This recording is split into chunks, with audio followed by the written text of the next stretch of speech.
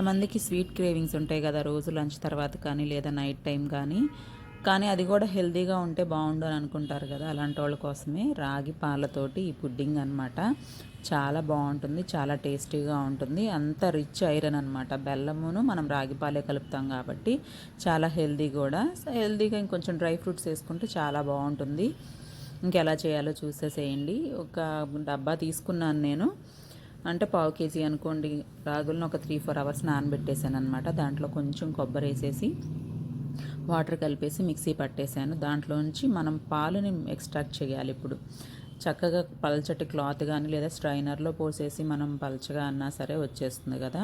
అలా ఎక్కువగా ఈ పిండి మొత్తం మనకు తెలిసిపోద్ది. ఇంక అందులో పాలు లేవు అనుకునేంత వరకు 2-3 టైమ్స్ అయినా వాటర్ పోసి దాన్ని తీసేస్తూ ఉండాలి. చూసారా ఎంత పాలు వచ్చినాయి. అయితే మీరు తిప్పేటప్పుడు కిందంతా అడుగంటిపోయినప్పుడు తునుకలుగా ఉంటుంది. కంగారు పడద్దు, చక్కగా అలాగే తిప్పేస్తూ ఉండండి. ఇంకా అందులో ఫుడ్ కలర్ కావాలంటే వేసుకోవచ్చు, కుంకుమ పువ్వులు కూడా వేసుకోవచ్చు. నేను నార్మల్గానే ఉంచేసాను, ఎలాగో నల్ల బెల్లం కదా కలర్ చేంజ్ అవుతుందని. కొంచెం లిక్విడ్గా ఉన్నప్పుడే బెల్లం కొంచెం తురిమేసేసి మీ టేస్ట్ సరిపడా చెక్ చేసుకోండి. వేసేసేసి చక్కగా తిప్పేసేసేయండి. అందులోనే ఒక 3-4 స్పూన్లు నెయ్యి కూడా వేసుకుంటే బాగుంటుంది కదా, చక్కగా ఫ్లేవరు. ఇంకా అట్లా అయిపోయి మరీ థిక్గా ఏం అవ్వక్కర్లేదు. ఇలా వాటరీగా ఉన్నప్పుడే కొంచెం ఆ స్టవ్ ఆఫ్ చేసేసుకోండి. బాగా మెల్ట్ అయిపోయింది కదా. ఇంకేముంది, సిల్వర్ ఫాయిల్ వేసేసుకొని ఒక ప్లేట్ మీద చక్కగా మొత్తం స్ప్రెడ్ చేసుకోండి. ఎక్కువ టైం కూడా అక్కర్లా, డీప్లో ఒక 1/2 అవర్ పెడితే సరిపోతుంది.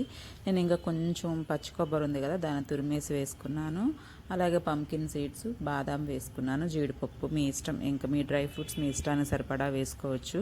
లో పెట్టి ఇంకా బయటికి తీసేసి పీసెస్లా కట్ చేసేసుకొని ఎంజాయ్ చేయడమే. తప్పకుండా మీకు నచ్చుతుంది. అందులో రాగి పాలతో కదా, చాలా రిచ్ ఐరన్ ఉంటుంది. హెయిర్కి అన్నిటికీ మంచిది.